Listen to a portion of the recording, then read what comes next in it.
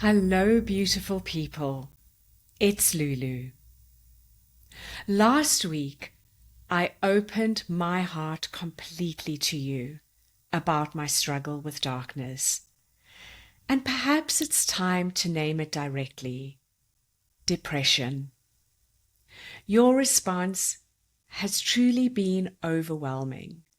So many messages and emails from you sharing that you felt seen, understood, that my words gave voice to your own experience.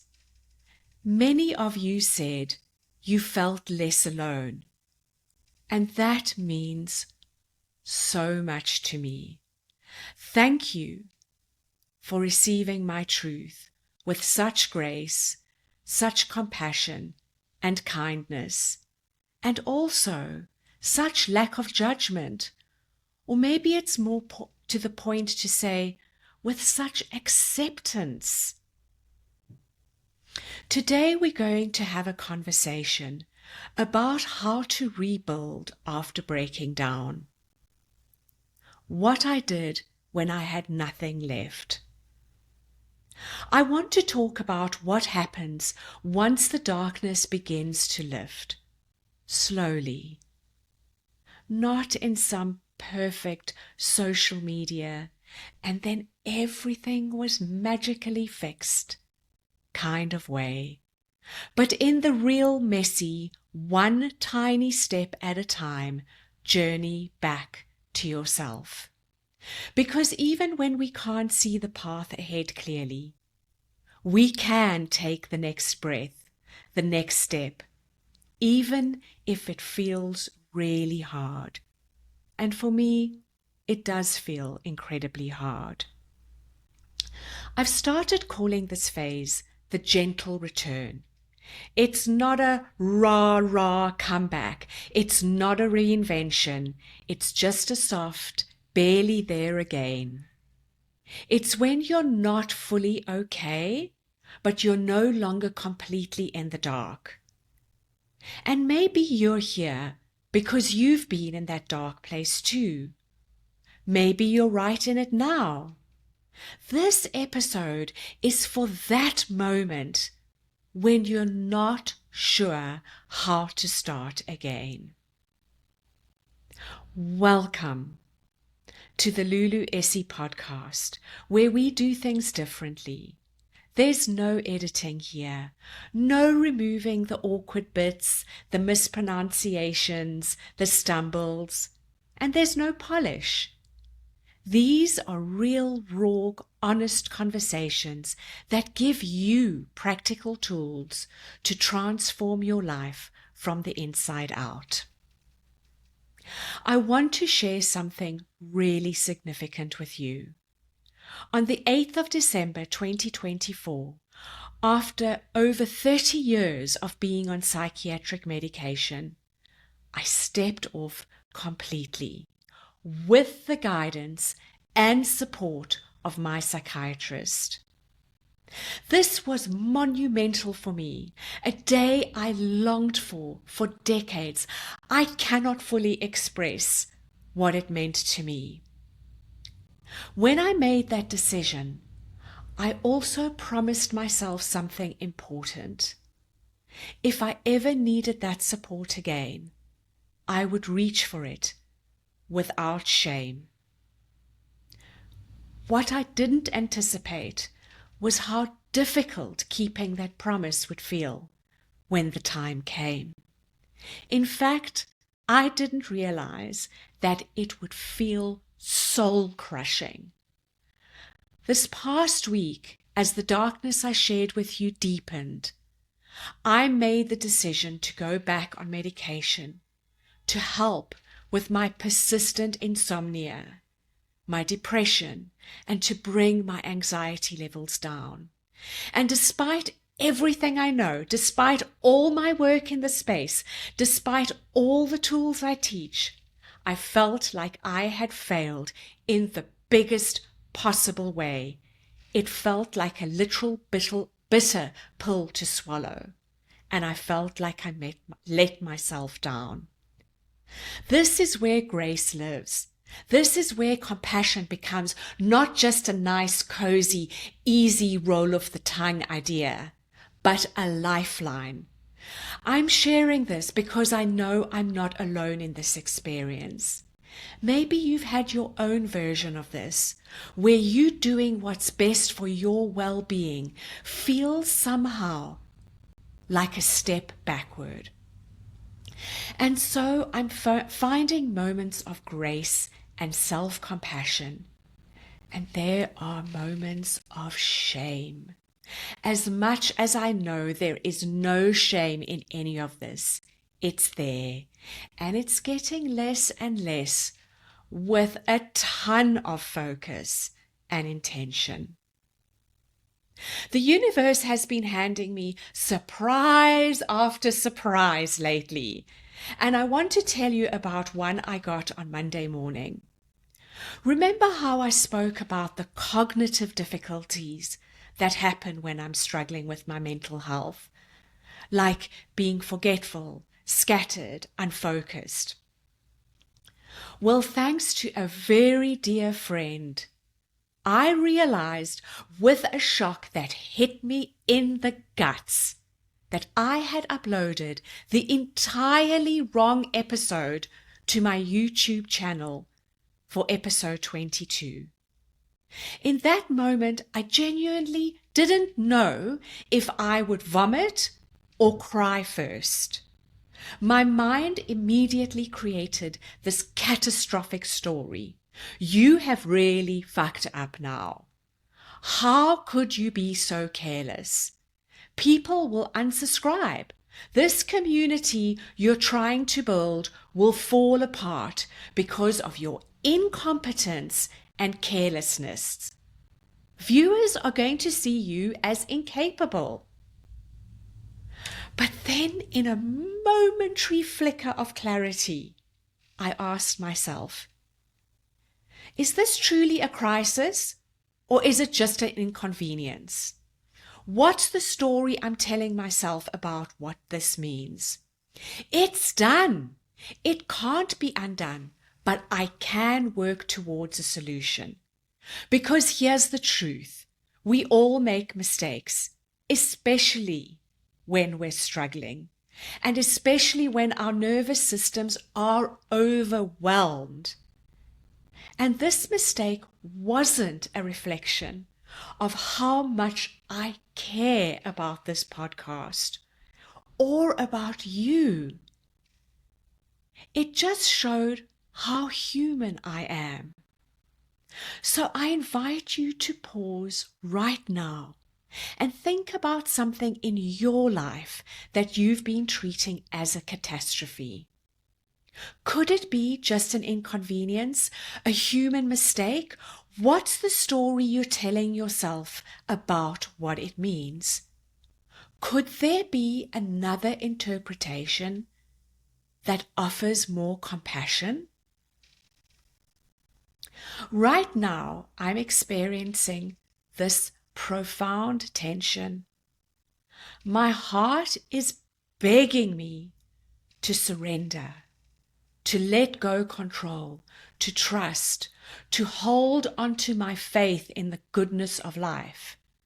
But my head, especially the part that's in fight or flight mode, is urging me to hold on tighter, to control more, to fix everything, fix it now and fix it quickly. It's like my head and my heart are speaking completely different languages.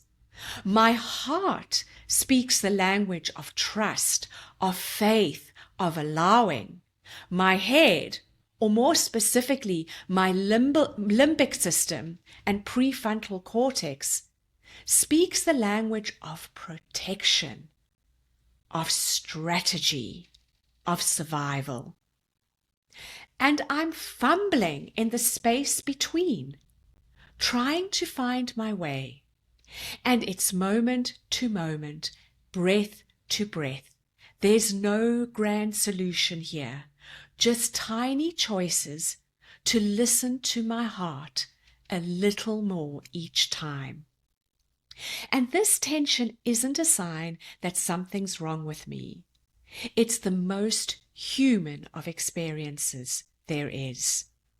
We all live in this space between surrender and control, between faith and fear, and deep down we have all had those profoundly beautiful moments when our heads and our hearts were in alignment, in perfect coherence.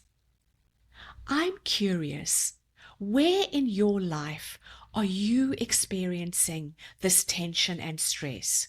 Where is your heart asking you to trust while your mind is urging you to control? Just notice, without judgment. It comes back to what we've been speaking about regarding awareness with curiosity and not with judgment. There's this profound truth I've been sitting with. Simple and easy are radically different concepts. The principles of mental fitness, of emotional well-being, of a meaningful life, they're actually quite simple. Be present. Bring awareness and acceptance without judgment. Separate your thoughts from your feelings. Practice self-compassion. Let go of what you can't control. Surrender to the greater plan that is unfolding. Take tiny, consistent steps forward, even and especially when you don't feel like it. Let grace and gratitude be your guiding light. Oh, there's one more that gets talked about a lot, and that is controlling what we think. That we have the power of what we choose to think. Let that idea land, not as pressure, but as possibility. Simple, right? But not easy, not even close to easy. There is this pervasive myth that simple means easy. I think perhaps one of the greatest half-truths we've bought into is that because the laws of life are simple, they should be easy to practice. That simplicity should equal ease. And this is the most important part, I feel. We are told over and over again by successful people in the personal development space, it's simple.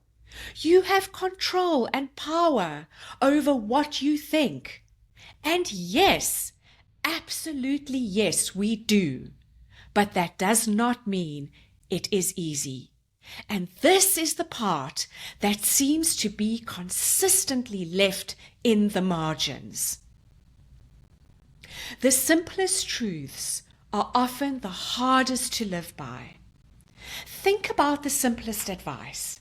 Love yourself. 2 profoundly simple words. Enormously difficult. It doesn't mean we're doing it wrong when it feels hard. It means we are human and we're navigating the exquisite complexity of what it means to be alive. And sometimes that complexity is beautiful, and sometimes it just sucks in a big way. Simplicity and ease are much closer together when things are going well. But when darkness and the difficulties of life begin to appear and settle in, the gap between simplicity and easy gets bigger and bigger. And it's during these times that we need support, and mostly support from ourselves. So I invite you to release any judgment you've been holding about struggling with simple principles and finding the practice of them difficult.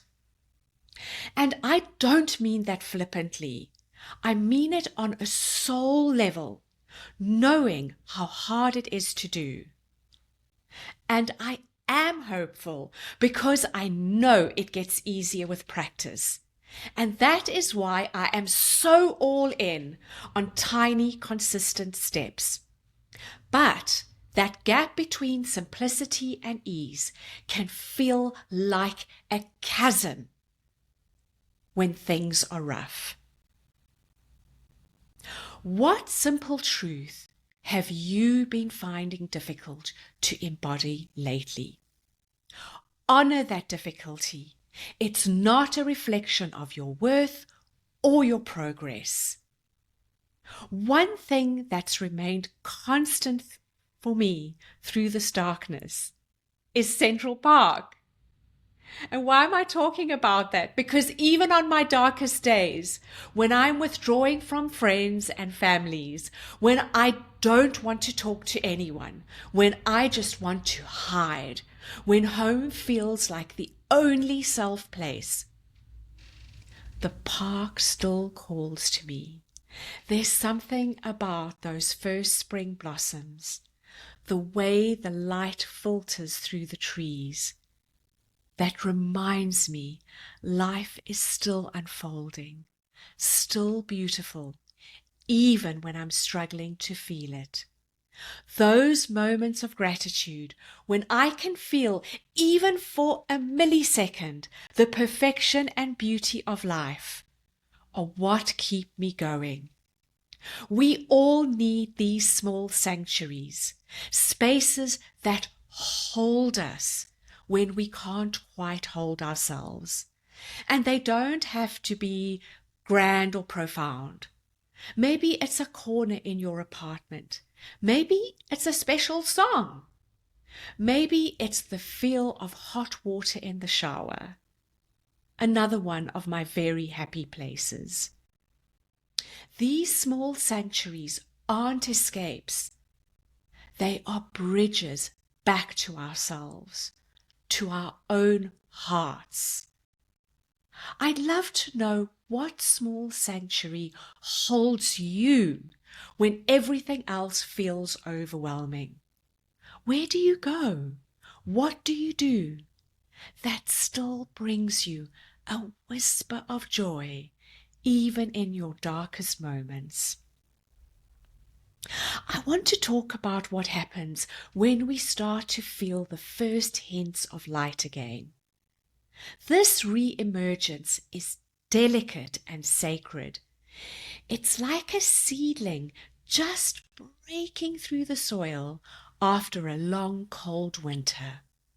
During this time, our minds can still tell us we're powerful. You'll always feel this way, it may whisper. What's the point of trying? But here's what I'm learning. Even in our darkest moments, we always retain one profound power. The power to take the next tiny step.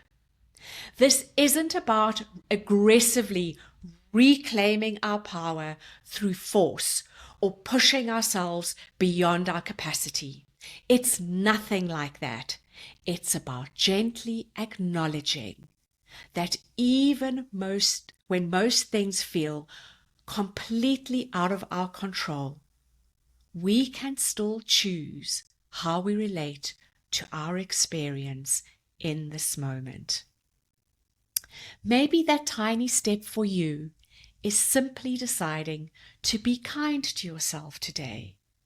Maybe it's giving yourself permission to rest without guilt. Maybe it's accepting that you are having negative thoughts and not judging yourself for them. Maybe it's reaching for support, as I did with medication. And maybe it's acknowledging that you're doing the best you can with what you have right now. These steps might seem insignificant, almost embarrassingly small, but they're actually the most powerful actions we can take. They're how we rebuild trust with ourselves, one moment of compassion at a time. And if you find yourself slipping back into darkness after a moment of light, please, please be gentle. That's not failure. That's just the reality of healing. The path back to ourselves is not a straight line. It's more like a spiral, revisiting similar places, but always from a slightly different perspective. In those fragile moments of re-emergence, treat yourself with tenderness, the same tenderness you would show a child taking their first steps. And celebrate the tiny victories.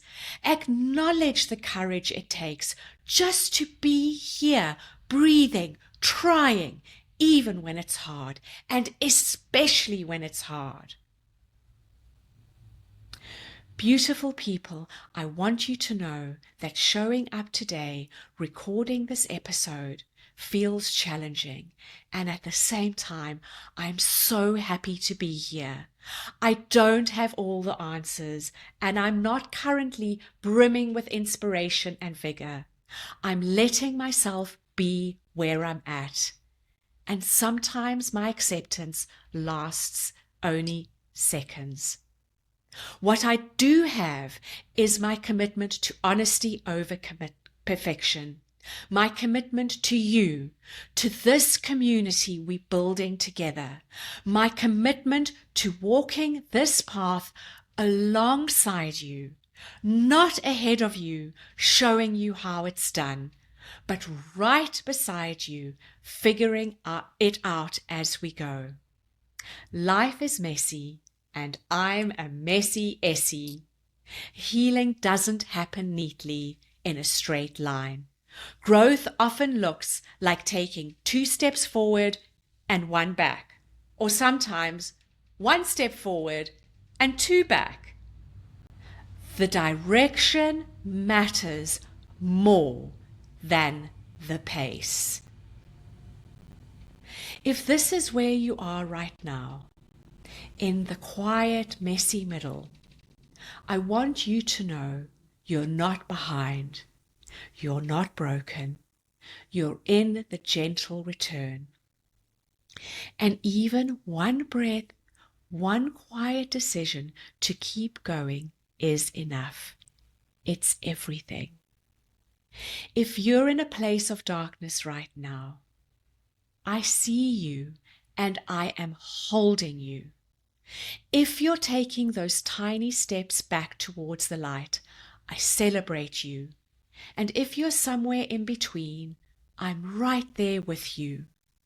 And if you are in a place where your head and your heart are in perfect alignment and the wonder of joy is running through you, I celebrate and honor you too.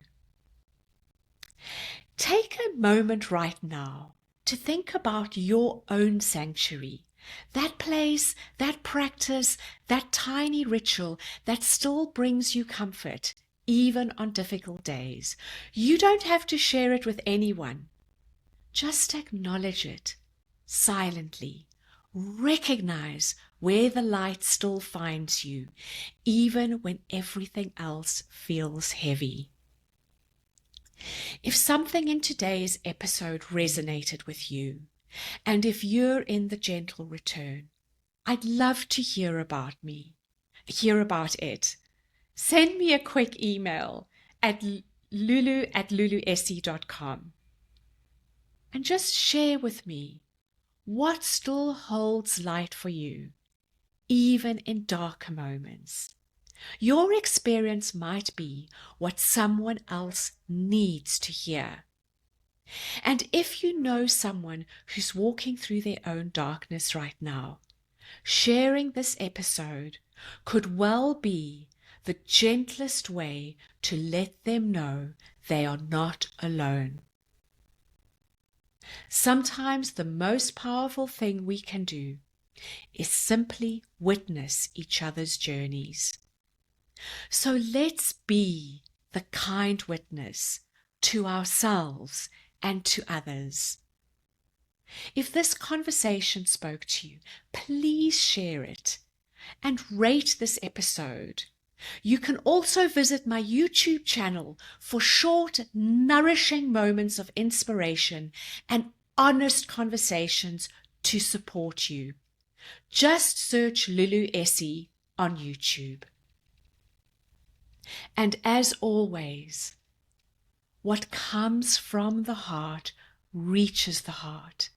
And today, like every other day, with honesty, vulnerability, and hope, this comes straight from my heart to yours.